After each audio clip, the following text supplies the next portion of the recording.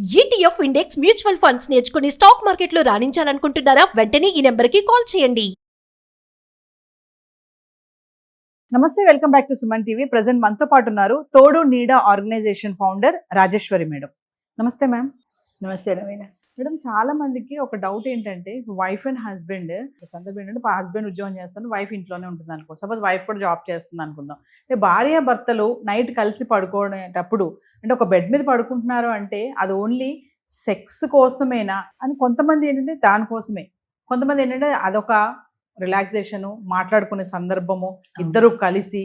అంటే అది పక్కన పెడితే ఇన్ని ఉంటాయనే విషయం కొంతమందికి అర్థం కావట్లేదు. ఓన్లీ దానికోసమే అనేది ఒక ధోరణి ఉంది. అంటే నిజంగా భార్య భర్తలు ఒక బెడ్ పైన పడుకోవడం వల్ల కలిగే ఉపయోగాలు ఏంటి అని అంటే, అసలు సెక్స్ అనేది లైఫ్లో it is only A part and parcel of their life. జీవితంలో ఒక భాగం మాత్రమే. జీవితం మొత్తం అంతా అదే కాదు. కలిసి పడుకోవటంలో వాళ్ళ కష్ట సుఖాలు మాట్లాడుకోవడానికి ఉదయం ఆఫీస్కి హడావిడిలో ఉంటాడు, ఇప్పుడు పిల్లల్ని స్కూల్కి పంపించే హడావిడిలో ఉంటుంది. ఆయన సాయంత్రం ఇంటికి వచ్చిన తర్వాత భోంచేసి వాళ్ళిద్దరికీ ఏకాంతంగా కలిసి మాట్లాడుకోవాల్సిన సమయం రాత్రి మాత్రమే మిగులుతుంది.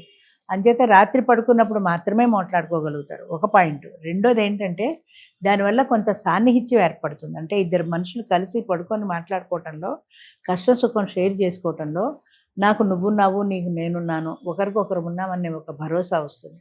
ఒక సమస్య గురించి వాళ్ళ రాత్రి డిస్కస్ చేసుకున్నప్పుడు ఏం పర్వాలేదురండి, ఏదో ఒకటి చేద్దాము అని భార్య చెప్పచ్చు, అది నేను చూసుకుంటా నువ్వు వర్రీ కాకు అని భర్త చెప్పచ్చు. దానివల్ల వచ్చేటువంటి భరోసా, ఆ ధీమా వాళ్ళకు ఒక ప్రశాంతతని ఇస్తుంది. ఆయన ఉన్నాడు కదా చూసుకోవడానికి, లేదా ఆమె ఉంది కదా చూసుకోవడానికి అనే ఒక ధైర్యాన్ని, ఒక ధీమాన్ని ఇస్తుంది. అంచేతే భార్యాభర్తలు ఇద్దరూ కలిసి ఒక కంచంలో తిని ఓ మంచంలో పడుకోవడం అంటారు సవా పాతకాలంలో. అంచేతనే ఆ సామెత వచ్చింది. అలా ఉండాలి తప్ప భార్య వేరు భర్త వేరు, భార్య రూమ్ వేరు భర్త రూమ్ వేరు, నాకు ప్రైవసీ కావాలి, నాకు స్పేస్ కావాలి అనే ఈ జనరేషన్లో భార్యాభర్తల మధ్యన దూరం పెరుగుతోంది, అవగాహన కూడా పెరుగుతోంది. ఎందుకంటే ఒక అండర్స్టాండింగ్ లేదు. ఇద్దరు అఫీషియల్గా కూర్చొని మాట్లాడుకున్నట్టు ఇలా కూర్చొని మాట్లాడుకుంటే అవ్వదు. కొంత సాన్నిహిత్యం ఉండాలి, ఆ దగ్గరతనం ఉండాలి. నీకు పర్వాలేదు నేనున్నాను కదా అని చేయి పట్టుకుని భరోసా చెప్పడానికి, నీకేం పర్లేదు నేనున్నానుగా అని అఫీషియల్గా కూర్చొని ఒక గంట మాట్లాడడానికి తేడా ఉంటుంది. ఆ స్పర్శలో, ఆ మాటల్లో, ఆ ఆర్ద్రత, ఆ స్వరంలో వచ్చే ఆర్ద్రతలో అవతల వ్యక్తికి ఒక భరోసా వస్తుంది. ఇవన్నీ అవసరం కావాలంటే భార్యాభర్తలకి ఏకాంతం అవసరమే. ఏకాంతం అవసరం కావాలంటే ఒకే ఇంట్లో ఉన్నా కూడా ఒక రూమ్లో వాళ్ళకి ఆ ప్రైవసీ దొరుకుతుంది. అప్పుడు మాత్రమే వాళ్ళు మాట్లాడుకోగలుగుతారు. ఇంకో కేటగిరీ ఉన్నారు మేడం. వాళ్ళు ఏంటంటే నాకు రైట్స్ ఉన్నాయి, నువ్వు నా వైఫ్వి, నాకు నా ఇష్టం, నీ ఇష్టం లేకపోయినా నాకు ఇష్టము అన్న ఆ ధోరణిలో కూడా కొంతమంది ఉంటారు. మరి అది ఎంతవరకు కరెక్ట్ అంటారు? అది కోర్టుకి కూడా చెప్తుంది కదా, భార్యకి ఇష్టం లేకపోతే భర్త బలవంతం చేస్తే అది రేపే అవుతుందని. అంచేత భార్యకి ఇష్టం లేకుండా సంసారం చేసే హక్కు కూడా భర్తకి లేదు. ఎందుకంటే భార్యాభర్తలు ఇద్దరూ కలిసి ఆనందించే ప్రక్రియ కానీ ఒకరు బలప్రయోగం చేసేది కాదు. అది బయటవాడు రేపు చేస్తే ఎంతో భర్త చేసినా అంతే. అంచేతనే భార్య అంగీకారం లేకుండా భర్త ఏ పని చేయడానికి లేదు, బలవంతం చేయడానికి లేదు. రీసెంట్గా ఒక మూవీ వచ్చింది మేడం, నేను చూశాను. అందులో కూడా ఏంటంటే వైఫ్ ఇట్లానే, అతను ఏమంటాడంటే నాకు నీ మీద హక్కు ఉంది, నేను నిన్ను పెళ్లి చేసుకున్నాను, ఇది నాకు చెయ్యాలి, నాకు ఇష్టం అంటే ఆమె ఇట్లా మీరు అన్నారు చూసారా, ఆ వర్డ్ యూజ్ చేశారు. కూడా హక్కు ఉంది కదా నీ మీద, నాకు ఇష్టం లేకపోతే ప్రతిఘటించే హక్కు నాకు ఉంది అంతే. అతను ఏంటంటే ఇంకా రెక్లెస్ గా అనమాట, హస్బెండ్ కదా నేను హస్బెండ్, నేను ఏంటి నువ్వు అని బలవంతంగా కూడా ఆమె. హస్బెండ్ అయితే ఎంతవరకు నీకు సర్వాధికారాలు స్త్రీ మీద ఉన్నాయంటే నిన్ను పాశవికంగా బిహేవ్ చేయమని కాదు, అధికారాలు ఎంతవరకు ఉన్నాయి, ఆమె ఆనందించినంత వరకే నీ అధికారాలు.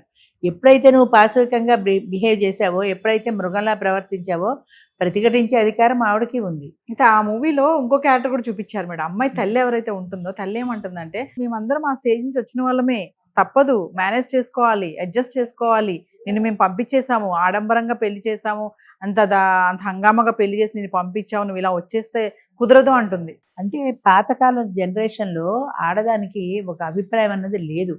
భర్త మాట వినడము, భర్త చెప్పినట్టు చేయడము, పిల్లల్ని కనడము, వాళ్ళని పెంచి పెద్ద చేయడము, మళ్ళీ భర్త పిలిస్తే వెళ్ళడము, ఇది తప్ప దానికంటూ స్వతంత్ర భావాలు లేవు.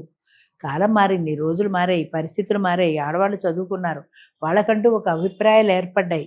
వాళ్ళకు కూడా సమానత్వం ఉంది, వివాహంలో అయినా ఏ విషయంలో అయినా మాకు కూడా సమానమైన అధికారాలు ఉన్నాయి అని ఆడవాళ్ళు అంటున్నప్పుడు వాళ్ళ మాటకు కూడా విలువివ్వాల్సిన గౌరవం భర్తకు ఉన్నది. కానీ పూర్వం రోజులే వంటింట్లో నీకేం తెలుసు అని పెళ్ళాలంటే ఏ పెళ్ళం పడుతుంది ఈ రోజుల్లో? ఎవరు పడరు. పూర్వం అంటే వంటింట్లో పోవంటే అలాగే తలంచుకుని వంటింట్లోకి వెళ్ళిపోయింది ఆడది. ఇప్పుడు వెళ్ళటం లేదు, రోజులు మారాయి. అంటే రోజులు మారాయంటే పరిస్థితులు మారాయి. అంచేత ఆడదాన్ని కూడా సమానంగా ఎందుకు ఒకప్పుడు ఓయి ఓరి ఓసి సంబోధన ప్రథమ విభక్తి అని తెలుగులో పెళ్ళాన్ని పేరు పెట్టి పిలిచేవారు కదా. ఇదిగో ఓసే ఏమేవు అలాగే ఉండేవి. మా తాతల కాలంలో అలాగే పేరు పెట్టి పిలిచేవాళ్ళు కాదు పెళ్ళాన్ని. ఏమేమో అనగానే వస్తున్నాను ఈవిడ కూడా అలాగే వెళ్ళిపోయేది. ఈ రోజుల్లో భర్త భార్యలు ఇద్దరు కూడా ఒకళ్ళనొకళ్ళు పేరు పెట్టి పిలుచుకుంటున్నారు. సమానత్వం అంతే. భార్యని భర్త పిలుస్తున్నాడు, భర్తని భార్య పిలుస్తుంది. అంచేత ఆ రోజుల్లో మేము అలా పిలిచామా ఇది తప్పు కదా అంటే తప్పు కాదు, కాలాన్ని బట్టి తప్పు కాదు. రోజులు మారాయి, పరిస్థితులు మారాయి, ఒకళ్ళనొకళ్ళు గౌరవించుకుంటున్నారు, ఒకరినొకరు పేరు పెట్టి పిలుచుకుంటున్నారు అంతే. కానీ ఈ రోజుల్లో కూడా మేడం మనం వేరే కేటగిరీ అనుకున్నాం కదా, అలాంటి భర్తలు ఇంకా ఉన్నారంటే ఉన్నారని చెప్పాలి. ఉన్నారు శాడిస్ట్ లాగా బిహేవ్ చేసే మగవాళ్ళు ఉన్నారు, అది డామినేట్ చేసేవాళ్ళు ఉన్నారు. నువ్వు భార్య అంటే నా చెప్పు చేతిలో చెప్పినట్టు పడి ఉండాల్సిందే అన్న భావన ఉన్న మగవాళ్ళు కూడా లేకపోలేదు. ఉన్నారు, ఇంకా ఇప్పటికీ ఉన్నారు. చాలా తక్కువ మంది ఉండొచ్చు కానీ లేకపోలేదు. అంటే వాళ్ళకి అది ఏం చెప్పాలంటే తరతరాలుగా నరాల్లోనూ కూడా వాళ్ళకి జీర్ణించుకుపోయింది. నేను మగవాణ్ణి, నా శాసనమే చెల్లాలి, నా మాటే చెల్లాలి అనే భావన వాళ్ళకి ఏనాటి నుంచో జీర్ణించుకుపోయింది. ఆడపిల్లని గవర్నమెంట్ స్కూల్లో చదివిస్తారు, మగపిల్లని ప్రైవేట్ స్కూల్లో చదివిస్తారు. ఎందుకంటే అది ఆడపిల్లే కదా, అది ఎక్కడ చదివితే ఏంటి, వీడంటే ఒకటో క్లాస్ నుంచి కూడా నువ్వు ఇంత ఖర్చు పెట్టి ప్రైవేట్ స్కూళ్ళలో చదివించాలంటే ఇప్పుడు మగపిల్లాడు కదమ్మా అంటారు. అంటే ఆ మగ ఆడ అన్న భావన తల్లిదండ్రుల పెంపకం నుంచే వస్తుంది.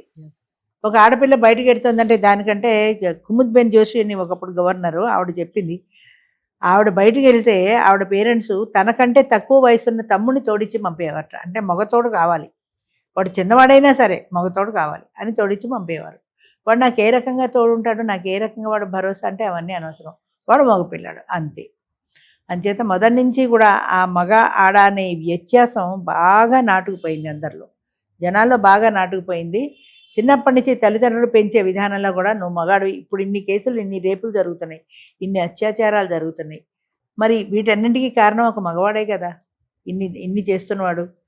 All Indian sir my brothers and sisters అని చదువుకోవడంలోనూ కానీ ఎక్కడుంది అది న్యాయంలో?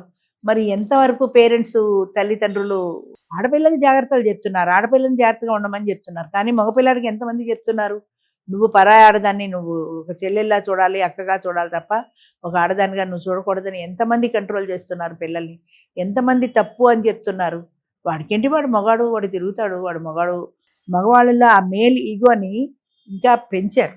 ఆ పెంచడం వల్ల ఏంటంటే వాళ్ళకి నేను మొనార్కుని, నేను ఏది చెప్తే అదే నా ఇష్టమే చెల్లుతుంది, ఇంట్లో మా అమ్మ నాన్న దగ్గర నా ఇష్టమే, పెళ్ళైతే పెళ్ళాం దగ్గర నా ఇష్టమే అన్న ధోరణి వీళ్ళల్లో బలపడిపోయింది. తల్లిదండ్రులు కూడా చిన్నప్పటి నుంచి పెంచే ధోరణిలో స్త్రీ పురుషులు ఇద్దరూ సమానమైన భావనతో వీళ్ళు పెంచితే వాళ్ళు కూడా అదే వాతావరణంలో పెరుగుతారు. అయితే తల్లిదండ్రుల పాత్ర కూడా ఇందులో చాలా ఉంది. Thank you.